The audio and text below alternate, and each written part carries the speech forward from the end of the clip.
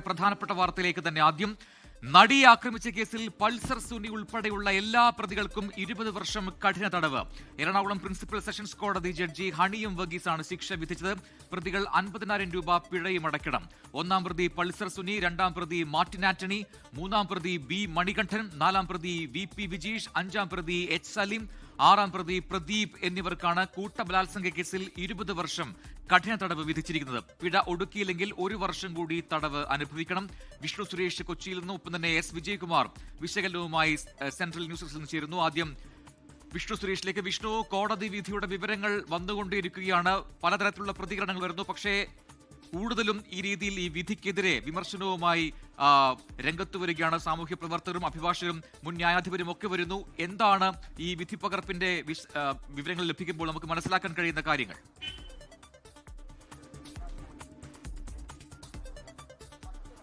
Prajin, December 8-ാം തീയതിയാണ് ദിലീപിനെ കുറ്റവിമുക്തനാക്കിയത് ഈ കേസിൽ നിന്ന്. അതുതന്നെ പ്രോസിക്യൂഷന് വലിയ തിരിച്ചടിയായിരുന്നു. അതിൽ നിന്ന് മുക്തരാകാൻ പ്രോസിക്യൂഷന് ഈ വിധി കൊണ്ടും സാധിക്കുന്നില്ല എന്നുള്ളതാണ് ഏറ്റവും പ്രധാനപ്പെട്ട കാര്യം. ഇന്ന് രാവിലെ ഈ കേസുമായി ബന്ധപ്പെട്ട് 1 മുതൽ 6 വരെയുള്ള പ്രതികളുടെ ശിക്ഷയിന്മേൽ വിശദമായ വാദം നടന്നിരുന്നു. പ്രോസിക്യൂഷൻ ആവർത്തിച്ച് പറഞ്ഞത് പ്രതികൾക്ക് എല്ലാവർക്കും ജീവപര്യന്തം കൊടുക്കണം, അത്രമേൽ വലിയ കുറ്റമാണ് എല്ലാവരും ചെയ്തിരിക്കുന്നത്. ആ പെൺകുട്ടിയുടെ നിസ്സഹായാവസ്ഥ ചൂഷണം ചെയ്തുകൊണ്ട് അവർ ബലാത്സംഗം ചെയ്തതാണ്, അതിന് അവർക്ക് തക്കതായ ശിക്ഷ നൽകണം. എല്ലാ പ്രതികൾക്കും സമാനമായുള്ള കുറ്റം തെളിഞ്ഞിട്ടുണ്ട്. പശ്ചാത്തലത്തിൽ ജീവപര്യന്തം വേണമെന്ന് ആവർത്തിച്ച് പ്രോസിക്യൂഷൻ പറഞ്ഞിരുന്നു. അതിന്റെ തെളിവുകളൊക്കെ പ്രോസിക്യൂഷൻ ഹാജരാക്കുകയും ചെയ്തിരുന്നു.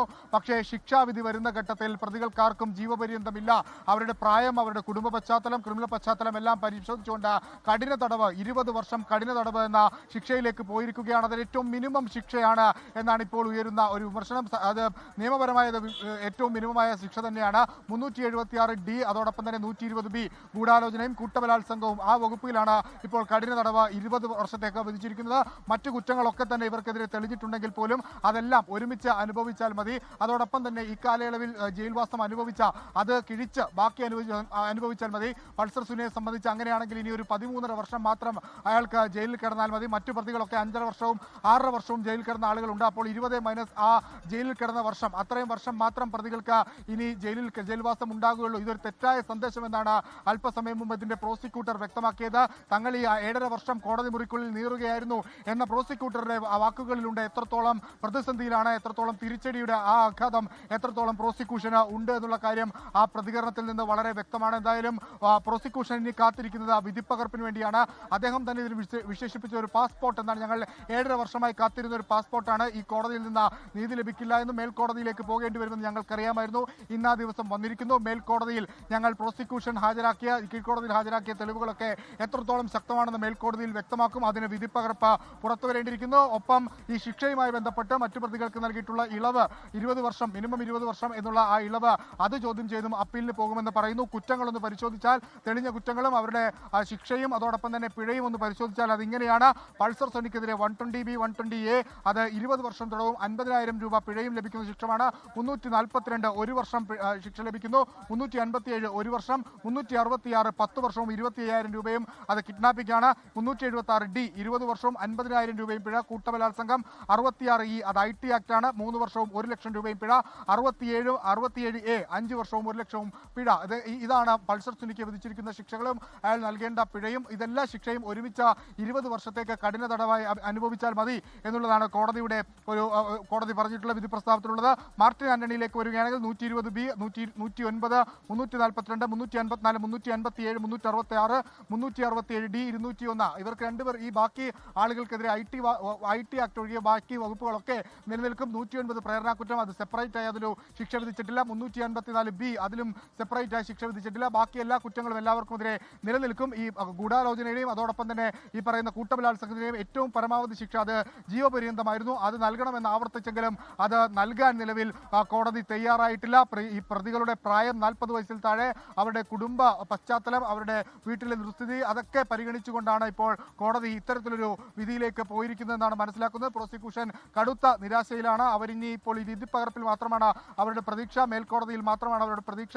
കോടതി ഈ വിധി പ്രസ്താവിക്കുന്നതിന് മുൻപ് തന്നെ വളരെ കൃത്യമായി പറഞ്ഞത് അങ്ങേയറ്റം സെൻസേഷണലായ ഒരു കേസാണ്. പക്ഷേ ആ സെൻസേഷണലിസം ഈ കേസിന്റെ വിധിയെ ഒരു തരത്തിലും സ്വാധീനിച്ചിട്ടില്ല എന്ന് കോടതി വ്യക്തമാക്കുകയുണ്ടായി. രാവിലെയും കോടതി ചില നിർണായകമായ നിർദ്ദേശങ്ങൾ, വിമർശനങ്ങളൊക്കെ ഈ കേസുമായി ബന്ധപ്പെട്ട് നടത്തിയിരുന്നു. കഴിഞ്ഞ ദിവസങ്ങളിൽ ഈ കേസിൽ ദിലീപിനെ കുറ്റവിമുക്തനാക്കിയതിന് പിന്നാലെ സമാനതകളില്ലാത്ത വിമർശനം കോടതിക്കെതിരെ ഉണ്ടായിരുന്നു. അതിലെല്ലാം കോടതി ഇന്ന് മറുപടി പറയുകയും ചെയ്തിരുന്നു. ജസ്റ്റിസ് ജഡ്ജായ ഹണിയം വർഗീസിന്റെ പശ്ചാത്തലവും ഭൂതകാലവും ഭാവികാലവും തിരഞ്ഞു നിങ്ങൾ പൊക്കോളൂ. പക്ഷേ അതിനപ്പുറത്തേക്ക് ഈ കോടതി നടപടികൾ ദുർവ്യാഖ്യാനം ചെയ്താൽ നടപടികൾ ഉണ്ടാകും, കടുത്ത നടപടി നേരിടേണ്ടി വരുമെന്നുള്ള കോടതിയുടെ നിരീക്ഷണങ്ങൾ, കോടതിയുടെ പ്രസ്താവനകളും ഇന്ന് നമ്മൾ ഈ കേസുമായി ബന്ധപ്പെട്ട് കണ്ടു. 7.5 വർഷം നീണ്ട അതിജീവിതയുടെ പോരാട്ടം, പ്രോസിക്യൂഷന്റെ പോരാട്ടം. പക്ഷേ അത് ഈ ഘട്ടത്തിൽ അത് അത്ര നീതി ലഭിച്ചിട്ടില്ല എന്നാണ് പ്രോസിക്യൂഷന്റെ വിലയിരുത്തൽ. പ്രോസിക്യൂഷനെ സംബന്ധിച്ചിടത്തോളം തിരിച്ചടി എന്ന് ഈ ഘട്ടത്തിൽ പറയാം. ഇനി അവർ എന്താണ് അടുത്ത സ്റ്റെപ്പ് എന്നുള്ളതാണ് മനസ്സിലാക്കേണ്ടത്. അല്പസമയത്തിനകം തന്നെ ശിക്ഷ വിധിച്ചിട്ടുള്ള പ്രതികളെ ഈ പ്രിൻസിപ്പൽ സെഷൻസ് കോടതിയിൽ നിന്ന് പുറത്തേക്ക് കൊണ്ടുപോകുക, അവരെ ജയിലിലേക്ക് കൊണ്ടുപോകും. വിയൂർ ജയിലിലേക്കാണ് ആദ്യം കൊണ്ടുപോകുക. അതിനുശേഷം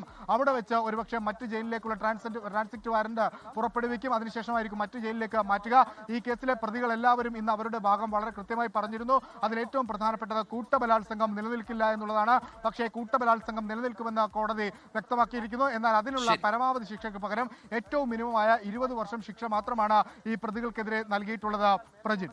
യെസ്, വിഷ്ണു സുരേഷ് തുടരുക. ഇപ്പോൾ എസ് വിജയകുമാർ കൂടി സെൻട്രൽ ഡെസ്കിൽ നിന്ന് ചേരുന്നു. വിജയകുമാർ, ഈ രീതിയിൽ രാജ്യം തന്നെ ഉറ്റുനോക്കിയൊരു കേസാണ്, അതിന്റെ വിധിയാണ്, അതിന്റെ ശിക്ഷാവിധിയാണ് ഇപ്പോൾ ഉണ്ടായിരിക്കുന്നത്. നേരത്തെ പറഞ്ഞതുപോലെ തന്നെ ഏറ്റവും പ്രധാനപ്പെട്ടത് പല രീതിയിലുള്ള വിശകലനങ്ങൾ ഈ വിധിയുമായി ബന്ധപ്പെട്ട് ഇപ്പോൾ വരുന്നുണ്ട്. ഇതിൽ ഏറ്റവും പ്രധാനപ്പെട്ടതാണ് സെൻസേഷണൽ ആണ് ഈ കേസ്, പക്ഷേ എങ്കിലും അത് ഈ വിധിയെ ബാധിക്കില്ല എന്ന് പറഞ്ഞുകൊണ്ടാണ് ഈ വിധി പ്രസ്താവം ജഡ്ജി നടത്തിയിരിക്കുന്നത്. അതിൽ തന്നെ പല കാര്യങ്ങളും ഉണ്ട് എന്ന് വിമർശനം ഇപ്പോൾ ഉയർന്നിട്ടുണ്ട് എന്നതാണ് ഏറ്റവും ശ്രദ്ധേയമായ കാര്യം.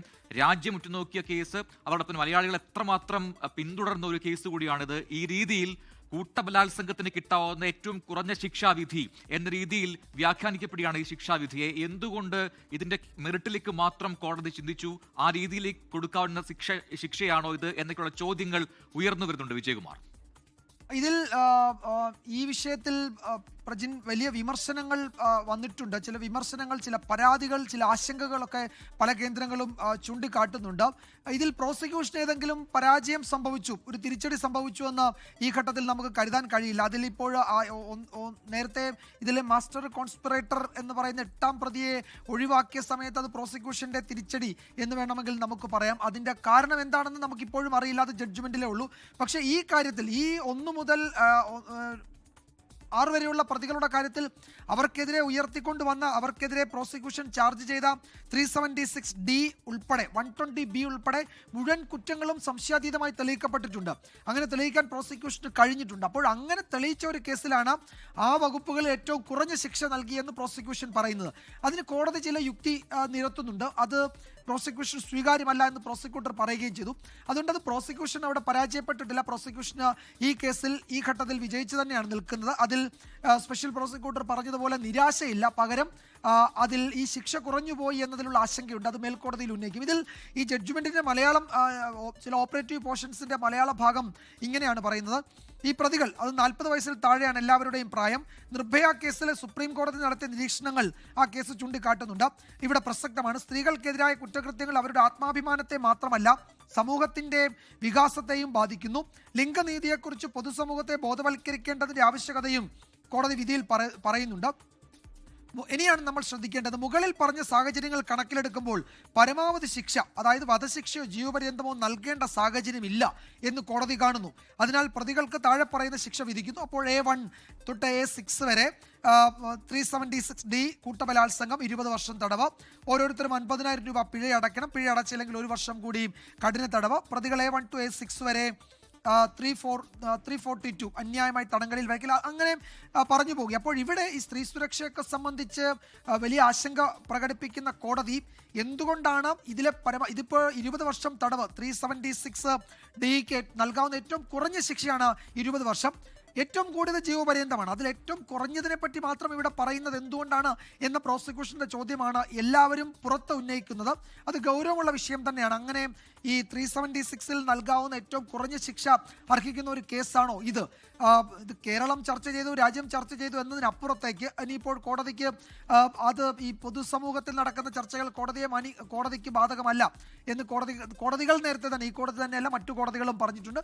അതിനപ്പുറത്തേക്ക് ഇതിൻ്റെ ഗൗരവ സ്വഭാവം, ഈ കേസിന്റെ ഗൗരവ സ്വഭാവം പരിഗണിക്കപ്പെട്ടില്ല എന്നാണ് പ്രോസിക്യൂഷൻ ഉന്നയിക്കുന്ന വലിയ ആശങ്ക. അതിൽ പ്രോസിക്യൂട്ടർ കോടതിക്ക് പുറത്തു പറയാവുന്ന ഏറ്റവും മാന്യമായ ഭാഷയിലാണ് പറഞ്ഞത്, ഇതിൽ ഇവിടെ നിന്നൊരു പാസ്പോർട്ടാണ് ഞങ്ങൾ ആഗ്രഹിച്ചത്, ഇനിയും ഇത് മറ്റു കോടതികളിൽ ഉന്നയിക്കാം എന്നത്. അതിൽ തന്നെ എന്താണ് പ്രോസിക്യൂട്ടറുടെ പ്രതിഷേധം, അമർഷം എന്നത് പ്രകടവുമാണ് ഒറ്റ പ്രതികരണത്തിൽ. ശരി, വിജയകുമാർ തുടരുക. പെട്ടെന്ന് തിരികെ എത്താം മറ്റ് വാർത്തകളിലേക്കും. ഇപ്പോൾ തന്നെ ഇപ്പൊ പ്രതികൾ പുറത്തേക്ക് ഇറങ്ങാൻ പോകുന്നു എന്ന വാർത്ത കൂടി വരുന്നതിലേക്ക് എത്താം. ഒരു ചെറിയ ഇടവേള കഴിഞ്ഞു ബ്രേക്ക്. ലോകത്തെവിടെയായാലും ഏത് സമയത്തും 24 വാർത്തകളും ഓഗ്മെന്റഡ് റിയാലിറ്റി പാക്കേജുകളും എക്സ്പ്ലെയിനറുകളും വിശദമായി കാണാൻ ഞങ്ങളുടെ യൂട്യൂബ് ചാനൽ നിങ്ങൾക്ക് സബ്സ്ക്രൈബ് ചെയ്യാം.